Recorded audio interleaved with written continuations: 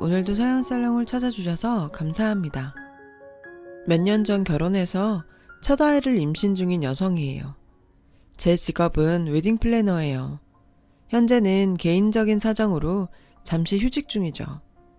저에겐 세상 무엇과도 바꿀 수 없는 절친한 친구가 있어요. 친구는 현재 결혼을 앞두고 있는데요. 결혼 준비가 생각보다 만만치 않아서 제게 도움을 청한 상태죠. 친구는 임신한 제게 부담을 지웠다며 미안해하더라고요. 전 오히려 제가 도움이 될 수 있어서 다행이라고 생각하는데 말이죠. 그래서 딴 생각 말고 결혼식 생각만 하라고 했어요. 회사에 친구와의 관계를 설명하고 친구의 웨딩을 전담하게 되었어요. 사실 임신 안정기에 들어선 지 얼마 안 돼서 휴직을 할 참이었지만 일단 친구 웨딩까지는 마치고 하기로 했죠. 친구는 제게 정말 소중한 존재예요. 제가 가장 힘들었던 순간에 제 곁을 지켜준 유일한 사람이거든요. 그래서 우린 피가 섞이지는 않았지만 그보다 끈끈한 우정을 이어오고 있죠. 저는 외동딸이라서 어려서부터 부모님 사랑을 독차지할 수 있었고 먹을 거 입을 거 부족함 없이 자랄 수 있었어요. 다정한 엄마와 가정적인 아빠는 누구나 부러워할 만했고요. 하지만 영원할 줄 알았던 저의 행복은 순식간에 사라져버렸어요. 어쩌면 제가 모르는 사이 단란했던 우리 가정에는 이미 불행이 예견되고 있었는지도 몰라요. 제가 눈치를 못 챈 거죠. 제가 초등학교 6학년이던 13살 때 엄마가 세상을 떠나셨어요. 교통사고였죠. 학교에서 수업을 듣고 있는데 선생님이 저를 따로 부르셨어요. 집에서 연락이 왔다고 하시더라고요. 지금 집에 일이 생겼으니 조퇴하고 빨리 집으로 오라고요. 순간 겁이 났어요. 정확히 무슨 일인지는 몰랐지만 수업 중인 아이를 집으로 부를 정도면 분명 안 좋은 일일 거라 생각했거든요. 집에 가보니 외할머니가 절 기다리고 계셨어요. 외할머니는 제가 책가방을 내려놓자마자 제 손을 잡고 나가셨죠. 외할머니 손에 이끌려 간 곳은 대형 병원이었어요. 전 무슨 일이냐고 여긴 왜 온 거냐고 외할머니한테 물었지만 아무 대답도 하지 않으셨죠. 하지만 새하얗게 질린 외할머니의 얼굴을 보곤 내심 짐작은 할 수 있었어요. 외할머니가 저를 이끌고 병원이 아닌 병관 장례식장으로 향했어요. 빈소에 차려진 단상 위에는 하얀 국가로 곱게 단장이 되어 있었고 그 가운데 영정사진이 놓여 있었죠. 엄마였어요. 어린 나이였지만 그게 무엇을 의미하는지는 알 수 있었어요. 다만 받아들이기 힘들 뿐이었죠. 저는 외할머니를 붙잡고 왜 엄마 사진이 여기에 있냐고 물었어요. 그러자 외할머니는 자리에 털썩 주저앉으시며 참았던 눈물을 흘리셨죠. 그리고 이내 오열하기 시작했어요. 그때였죠. 아빠가 다가오셨어요. 검은 양복에 상주 완장을 차고 있었죠. 아빠는 저를 끌어안고 한참을 말없이 계셨어요. 그리고는 제 어깨를 단단히 붙잡고 말씀하셨죠. 진아야, 엄마가 교통사고를 당했어. 힘들겠지만 우리 엄마 보내주자. 믿을 수가 없었어요. 불과 몇 시간 전까지만 해도 제게 아침밥을 차려줬던 엄마가 갑자기 세상을 떠났다는 게 실감이 안 갔어요. 지금이라도 장례식장 안으로 걸어 들어올 것 같았거든요. 전 엄마의 죽음을 받아들일 수 없었어요. 장례식이 끝나고 입간을 할 때까지도 엄마는 안 죽었다고 소리를 지르며 울었죠. 아빠와 외할머니를 비롯한 친인척들은 그런 저를 안쓰러워했고요. 엄마의 유골을 납골당에 모셔넣고 저는 아빠와 단 둘이 집으로 돌아왔어요.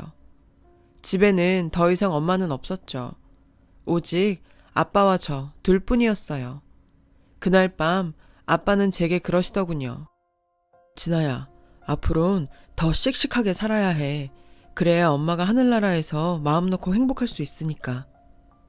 그 순간 저는 이제 내가 의지할 수 있는 사람은 아빠뿐이라는 걸 알게 됐어요. 시간은 흘러 저는 초등학교를 졸업하고 중학교에 입학했어요. 여전히 엄마를 그리워하며 힘들기도 했지만 다행히 제 곁에는 아빠와 외할머니가 계셔서 덜 외로웠어요. 하지만 시련은 또 다시 찾아왔어요.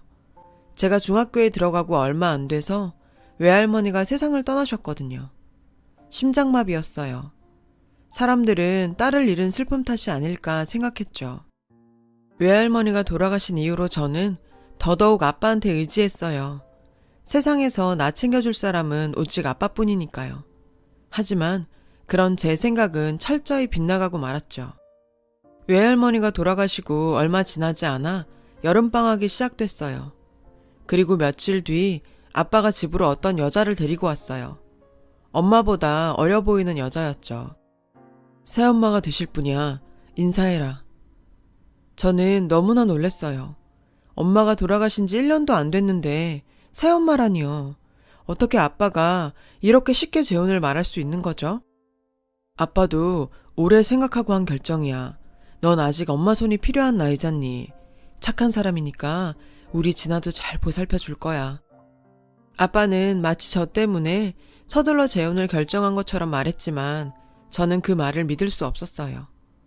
그런 아빠로 인해 배신감만 느낄 뿐이었죠. 그러면서도 한편으론 아빠를 이해하고 싶기도 했어요. 아빠도 엄마 없이 혼자 절 키우느라 힘드셨을 테니까요. 사별했다고 평생 독신으로 살아야 하는 것도 아니고요. 언제고 할 재혼이라면 아빠가 원하는 사람과 하게 두자 싶었죠. 그래서 애써 참고 받아들이려고 했어요. 하지만 그런 제 노력은 철저히 짓밟히고 말았습니다. 그날은 평소보다 조금 일찍 집으로 돌아온 날이었어요. 현관에 막 들어섰는데 안방에서 아빠와 그 여자의 대화가 들리지 뭐예요. 얘가 말을 잘 들을까? 다행히 우리 애는 제 아빠랑 기억이 별로 없어서 괜찮을 것 같긴 한데. 괜찮아. 진아도 잘 적응할 거야. 그나저나 우리 인생도 참 막장 드라마다. 난 그날 집사람한테 우리 사이 딱 걸리곤 이제 죽었다 싶었거든. 아니 그런데 어떻게 자기가 교통사고를 당해 죽냐? 그러니까 당신 부인이 멍청한 거지. 자식도 있는 여자가 몸 좀 살릴 것이지. 우리 차 발견했다고 그렇게 앞뒤 안 가리고 달렸으니 사고가 안 나고 배겨? 지 목숨 지가 버린 거지 뭐. 순간 망치로 머리를 한 대 맞은 것처럼 멍했어요.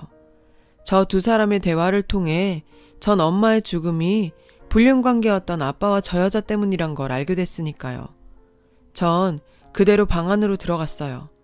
절 보자 두 사람은 귀신이라도 본 것처럼 놀라더군요. 엄마를 죽인 건 아빠랑 당신이었어. 이 살인자. 아빠는 그런 게 아니라고 모든 걸 설명해 주겠다고 했지만 저는 듣지 않았어요. 변명 필요 없어. 앞으로는 나 볼 생각도 하지 마. 아빠고 뭐고 다 죽여버리고 싶으니까.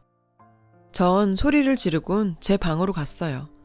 그리곤 가방에 정신없이 짐을 챙겼죠. 그렇게 전 집을 나왔어요. 아빠가 절 막으며 제발 얘기 좀 들어달라고 사정을 했지만 소용없었죠. 제 머릿속에는 오로지 아빠로부터 벗어나야겠다는 생각뿐이었으니까요. 아빠가 악마처럼 느껴졌거든요. 그리고 그 여자도 마찬가지였고요. 제게 그들은 엄마를 죽인 살인자였으니까요. 가방을 끌고 거리를 헤매는 내내 눈물이 멈추지를 않았어요. 믿었던 아빠에 대한 배신감과 그런 아빠 때문에 억울하게 죽어야 했던 엄마가 불쌍해서 참을 수가 없었죠. 그렇게 한참을 걷다 보니 버스 터미널이 나왔어요.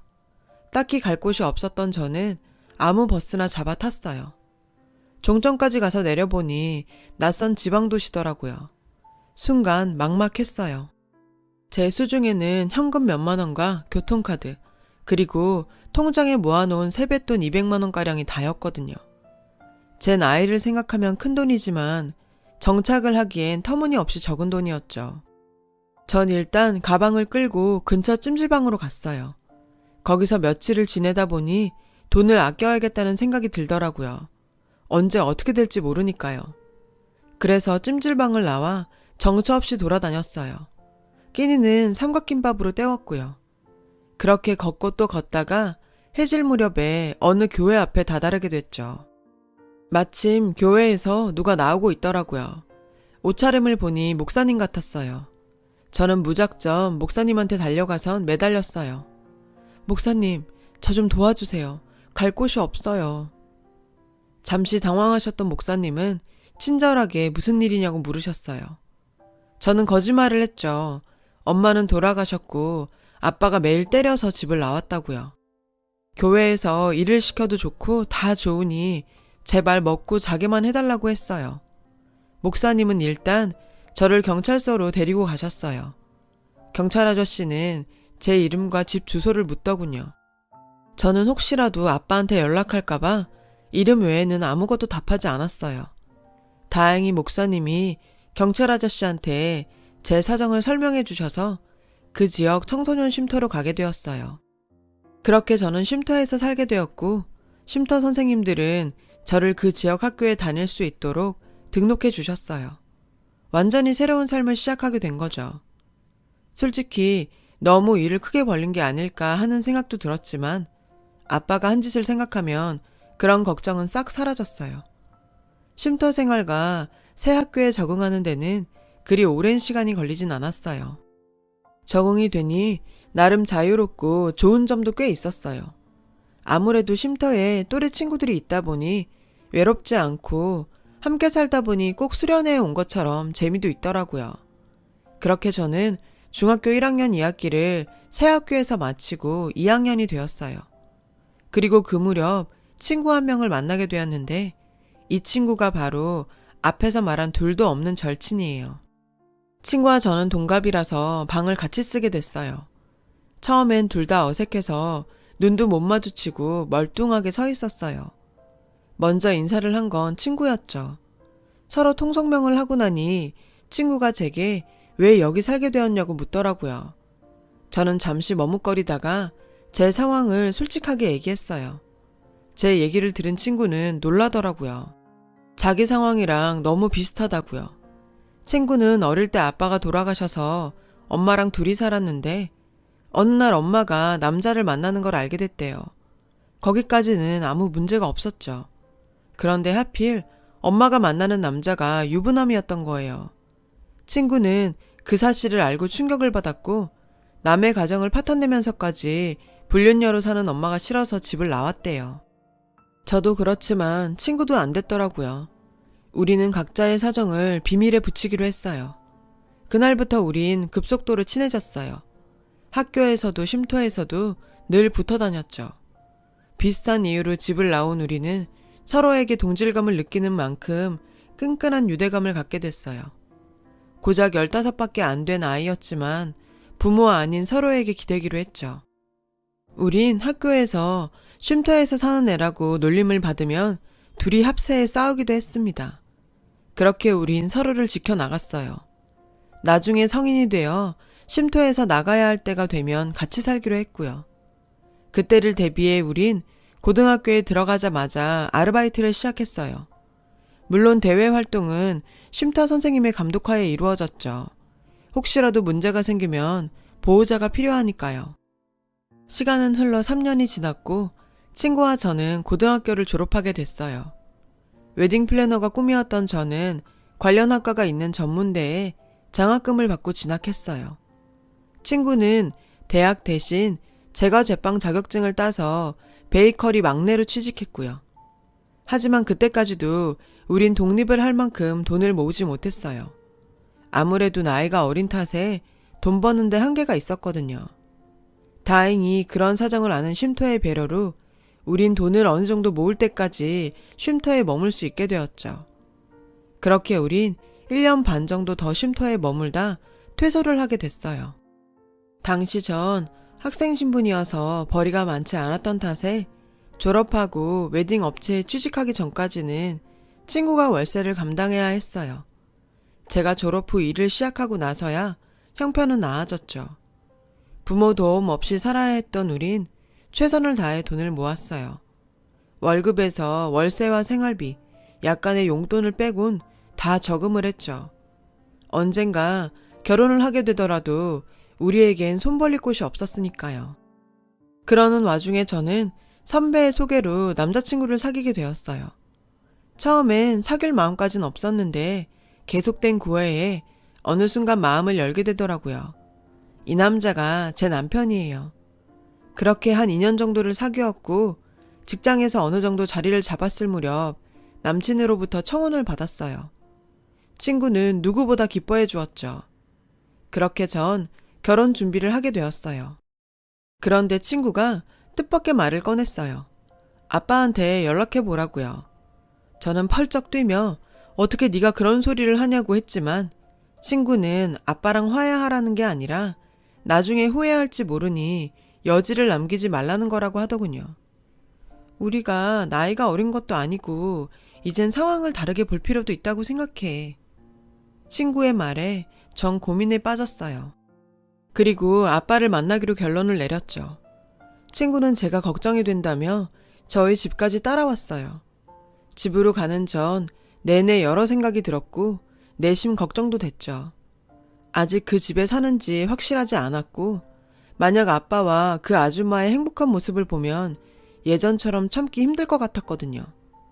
그리고 마침내 집에 도착한 순간 문패에 새겨진 아빠 이름을 보고는 아직 살고 있다는 걸 알게 되었죠. 저는 떨리는 손으로 초인종을 눌렀어요. 낯선 아주머니가 나와 문을 열었죠. 도우미 아주머니 같았어요. 저는 이 집 주인 딸이라고 말했어요.